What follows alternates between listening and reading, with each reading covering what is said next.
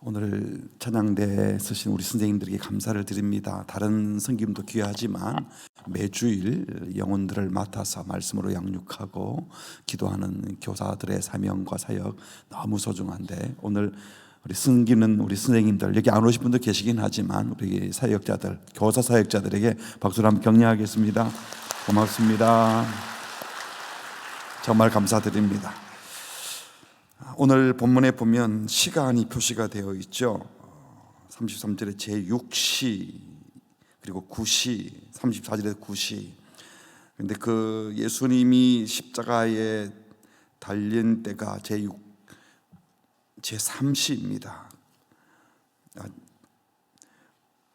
15장 25절에 보면 제3시에 십자가에 못 박혔다 이렇게 되어 있고, 그리고 제6시가 되니까 어둠이 임했고 9시까지 계속 어둠이 있었다. 시간을 이렇게 묘사했는데, 십자가 달린 시간이 그러니까 금요일 오전 9시인 거예요.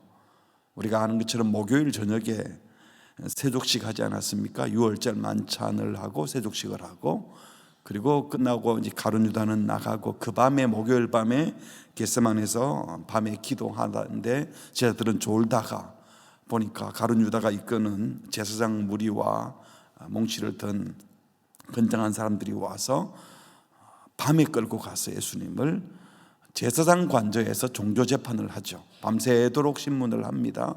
그리고 난 다음 자기들끼리는 사실은 신문하기 전에 이미 사형 선고 마음의 결정을 했죠. 신성모독죄로.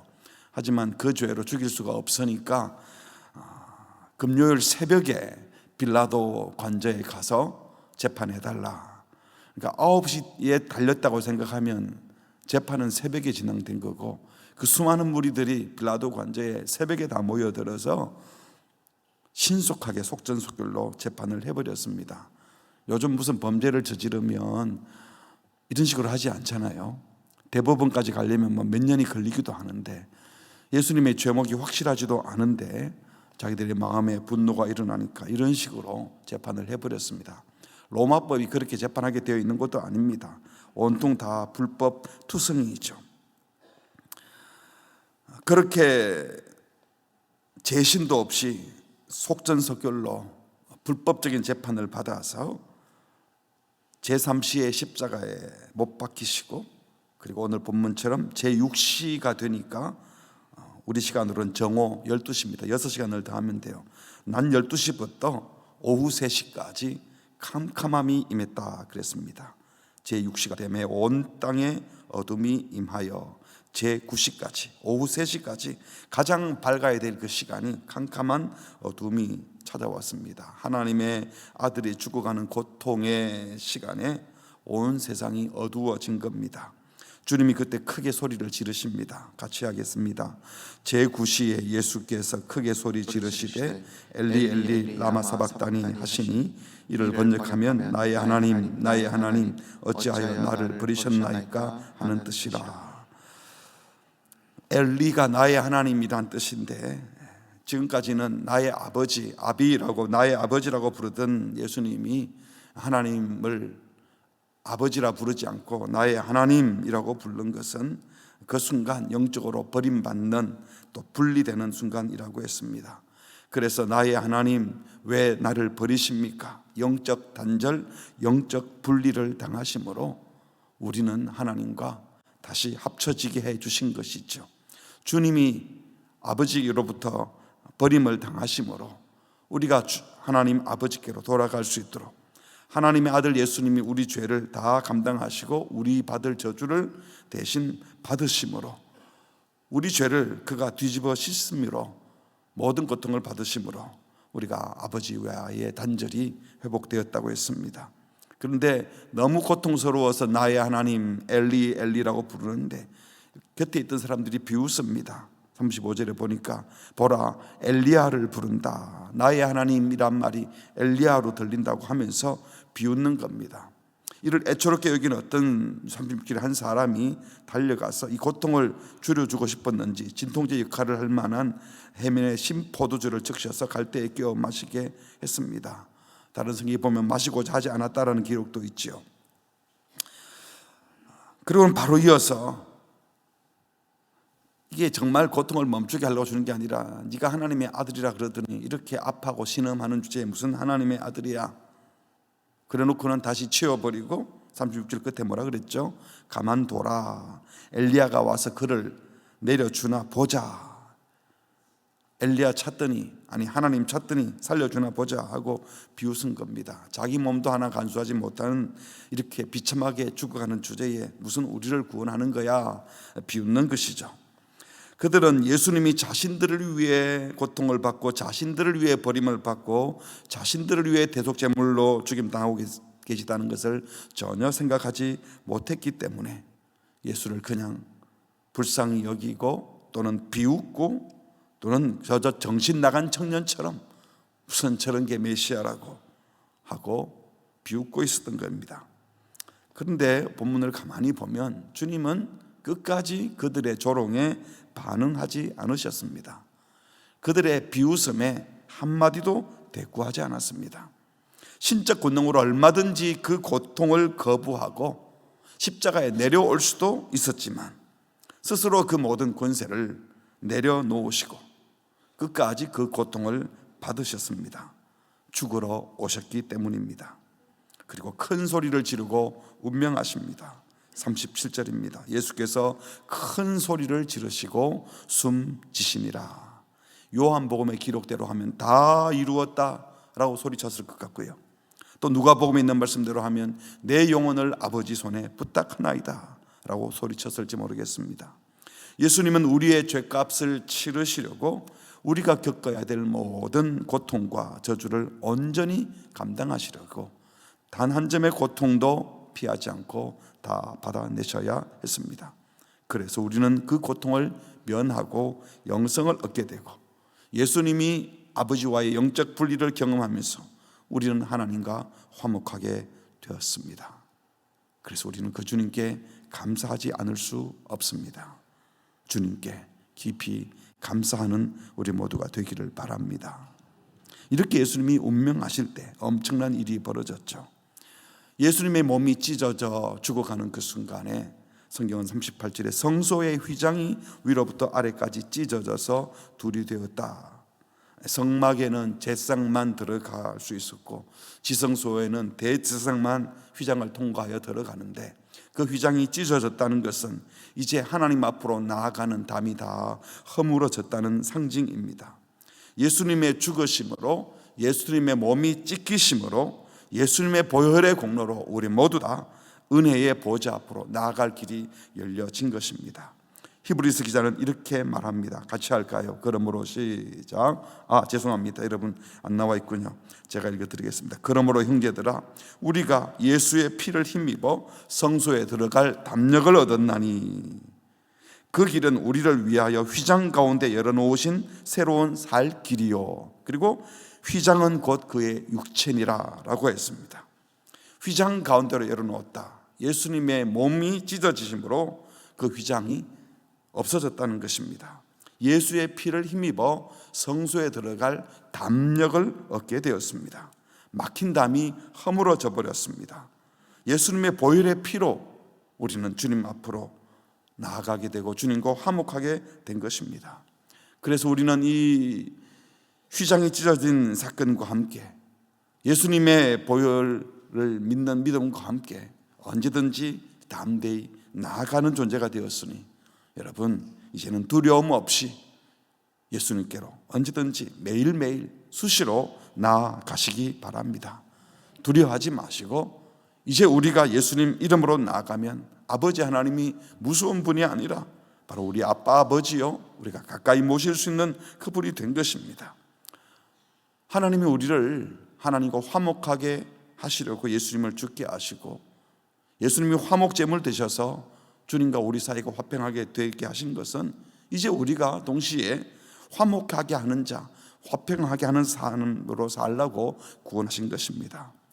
주님과 화목하게 된 여러분들이 다른 이들을 주께로 안내하고 또 성도들 사이에도 믿지 않는 자들과의 사이에도 화평케 하는 자로 살아내시기를 주님의 이름으로 축복합니다. 그런데 오늘 이 본문의 특이한 것은 이 구원의 은혜를 받아 누릴 수 있는 자들이 누구인지를 말을 해줍니다. 39절에 보니까요, 예수를 향하여 섰던 누가?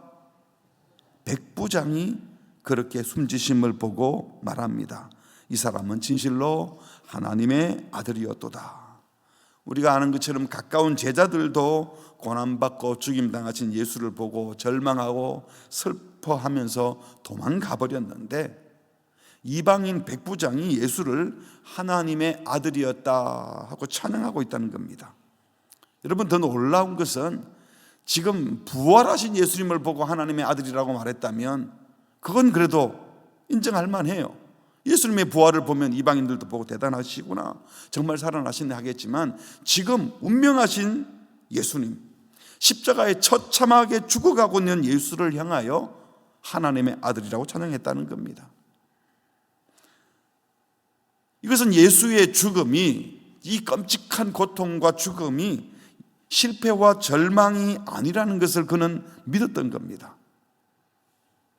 만약 그게 실패와 절망이고 비참한 죽음이었으면 어떻게 과연 하나님의 아들이라고 말할 수 있었겠습니까?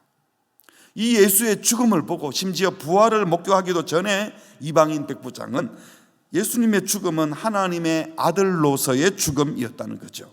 하나님의 아들이라고 했으니까요. 구원을 가져오는 죽음이라고 믿었던 겁니다. 또 한 가지 생각할 것은, 지금 예수님이 명목상으로는 무슨 죄로 죽는 겁니까? 로마 황제에 대항한 대역죄로 죽는 것 아닙니까? 신성모독죄는 종교인들이 붙인 것이고, 이 로마 백부장은 지금 대역죄를 지은 자를 처형하는 집행관이잖아요. 근데 그 집행관이 로마 황제를 대적했던 그 사람을 하나님의 아들이라고 고백했다는 거예요. 이거는 보통 용기 있는 고백이 아니죠. 이 말은 우리의 처형이 잘못되었다, 우리는 지금 하나님의 아들을 죽이는 이상한 짓을 한 것이다, 케사로 황제가 뭐라고 하나님의 아들을 죽인단 말이냐라는 고백이나 다름이 없는 것입니다. 그리고 더 놀라운 것은, 이렇게 예수님은 하나님의 아들로 고백한 사람이 혈통으로 선민 이스라엘이나 예수를 따르던 12제자가 아닌 이방인 로마 백부장이었다는 겁니다. 이것은 예수 그리스도로 말미암아 구원받는 이 구원의 복음은 유대인만을 위한 것이 아니라 모든 열방을 위한 것임을 명확하게 보여주는 사건인 것입니다.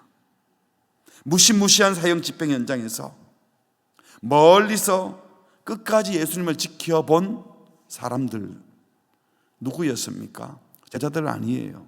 남자들이 아니라 당시에 숫자에 치지도 않고 법적 정인으로 인정받지도 못하던 여인들이었다고 말합니다. 40절을 보세요.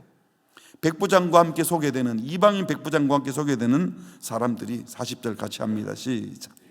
멀리서 바라보는 여자들도 있었는데 그 중에 막달라 마리아와 또 작은 야고보와 요새의 어머니 마리아와 또 살로메가 있었으니 41절. 이들은 예수께서 갈릴리에 계실 때에 따르며 섬기던 자들이요, 또 이외에 예수와 함께 예루살렘에 올라온 여자들도 많이 있었더라. 여러분, 예수님의 죽음, 운명하는 이 순간에, 이 결정적인 중요한 순간을 기록하면서 지금 마가는 이방인 백부장이 죽은 예수님을 하나님의 아들이라고 고백했다고 정확하게 기록하고, 바로 이어서 이름까지 거명하면서 멀리서 바라보는 여자들이 있었다. 막달라 마리아, 자고본 야고보와 요새의 어머니 마리아, 또 살로메, 이들에 대한 설명을 하면서 갈릴리에 계실 때에 따르며 섬기던 자들이다. 또 이외에 예수와 함께 예루살렘에 온 여자들도 많이 있었다. 유대 법정에서 여자들은 증인이 안 됩니다. 법적 효력이 없어요. 예수님의 죽음을 법적으로 역사적 사실로 정확하게 증거하고 싶다면, 유대 간섭으로 하면 여자들 얘기 백날 써놔도 소용이 없는 거예요, 그 당시로는. 그런데 이 복음서의 저자는 예수님의 죽음을 증거해 주는 자들로 이방인 백부장과 함께 여러 사람들이 있었다고 이름까지 거명했던 증인들이 누구라고요? 여자들이라고 말씀합니다. 일부러 그렇게 하나님은 여자들을 증인으로 삼으셨고, 복음서 기자도 그것을 알고 분명하게 십자가 사건의 증인으로 이방인 백부장과 여자를 기록하고 있는 것입니다. 이것은 예수 그리스도로 말미암는 구원의 은혜는 유대인 남자만을 위한 것이 아니라 이방인과 여인들을 포함한 모든 인류를 위한 것이고, 세상 사람들이 만들어둔 법적 질서에서 누가 정인이 되고 정인이 못 되고 하는 이런 것들을 다 폐하시고 이방인들과 여인들도 동등하게 하나님의 자녀요, 동등한 하나님의 형상대로 지음받은 소중한 백성임을 명시하고 있는 것입니다. 그렇다면 오늘 우리는 이렇게 구원받은 저와 여러분은 우리 주변에 혈통이나 또는 남녀 성별로 또는 나이로 다른 어떤 것으로도 구원받는 하나님의 백성에 차별을 둘 수 없음을 보여주시는 것입니다. 특별히 어린아이들을 양육하는 우리 모든 선생님들, 어린아이를 대할 때 조그만 게 이런 마음으로 가 있는 분이 누가 계시겠어요? 한 영혼의 소중함을 알기에 매 주일마다 아이들을 위해서 기도하고 말씀으로 가르치는 것 아닐까요? 우리 교회가 이런 구원의 은혜를 나누는 교회가 되기를 바랍니다. 말씀을 맺겠습니다. 주님이 영적 분리를 경험하심으로 우리는 주님과 합하여졌습니다. 주님의 몸이 찢어지심으로 성소 의장이 찢어지고 우리는 하나님 앞으로 나아가게 됐습니다. 근데 이 놀라운 구원의 은혜를 받을 수 있는 자들은 누구입니까?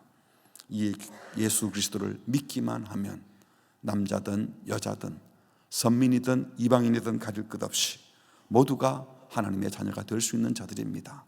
이 구원의 복음이 가져다 주는 이 아름다운 소식들을, 이 복된 복음의 질서들을 이 세상에서 재현해내고 보여주고 살아가는 우리 모든 성도들 되시기를 주님의 이름으로 축복합니다. 우리 같이 한번 기도하겠습니다. 주님과 합하여졌는데 주님과 얼마나 친밀하게 지내고 있는지 돌아봅시다. 성소의 이장이 찢어졌는데 얼마나 가까이 매일매일 나아가고 있는지 물어봅시다.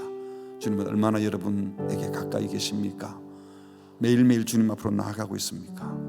주님은 이방인의 고백을 받으시고 여인들을 정인으로 삼으셨는데 우리들은 혹시 우리 마음에 차별하고 있거나 나누고 있는 사람들은 없는지요? 주님, 복음의 정신을 가지고 모든 이들을 가슴으로 품을 수 있는 은혜를 허락해달라고 오늘 말씀을 떠올리면서 말씀을 기억하며 각자 함께 같이 기도하겠습니다. 하나님, 오늘도 우리에게 말씀해 주시고 이방인들 부자를 정인으로 삼으시고 여인들을 정인으로 삼으신 주님을 찬양합니다. 성수장을 찢으시고 나아가게 하신 주님을 찬양합니다. 주님이 버림받으심으로 우리를 건져주심을 찬양합니다. 이 주님께 감사하며 주님께 영광을 돌리며 이 은혜의 복음을 나누며 살게 하여 주시옵소서.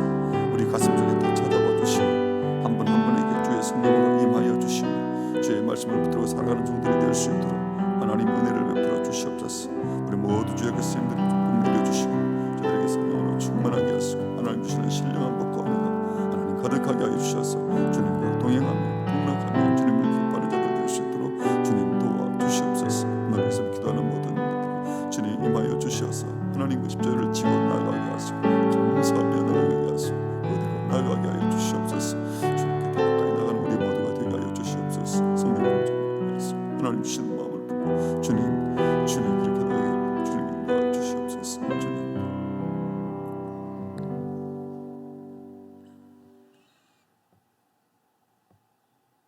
하나님 아버지, 아들 예수님을 십자가에 죽이심으로 우리를 받아주시고 용납해 주시고 자녀로 삼아주시고 구원해 주신 주님을 찬양합니다. 우리 대신 고통받으시고 우리 대신 저주받으시고 죽으신 그리고 부활하신 예수님을 찬양합니다. 이 큰 구원을 받은 우리들이 주님의 마음을 품고 아무도 차별하지 아니하고 이 영광스러운 구원의 복음, 은혜의 복음을 모두에게, 모든 사람들에게 나아가 증거하고 우리가 살아가는 일상의 삶에도 아무도 차별하지 아니하고 형제로 하나님의 백성으로 받아들이고 사랑하는 우리 모두 되게 하여 주옵소서. 특별히 우리 주일학교 선생님들에게 복을 주셔서 저들이 주께서 맡겨진 영혼들을 말씀으로 양육하고 사랑하여 기도로 돕고 저들과 함께하는 시간들을 보낼 때에 우리 주님이 영혼들을 품고 양육하는 선생님들을 강건케 하시고 복되게 하시고 감사와 기쁨이 넘쳐나게 하시고 사람 키우는 일 하다가 지치지 않도록 성령께서 늘 새 힘을 허락하여 주시옵소서.